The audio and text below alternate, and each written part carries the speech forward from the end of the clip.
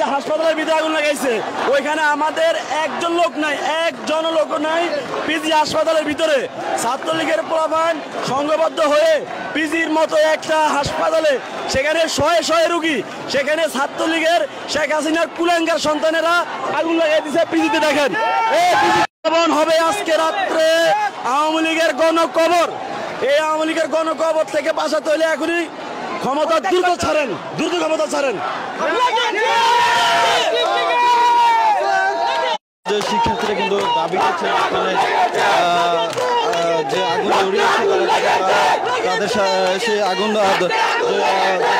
কারা বা কে আগুন ধরিয়ে দিয়েছে তা কিন্তু তাদের পক্ষ থেকে কোনো ই করা হয় না। তো বলা হচ্ছে যে তাদের দর্শক যেমনটা দেখছেন যে এখানে কিন্তু শিক্ষার্থীরা এবং শিক্ষার্থীদের সাথে যে অভিভাবক রয়েছে তারা কিন্তু এখানে অবস্থান করছেন। সকাল থেকেই কিন্তু তারা এখানে অবস্থান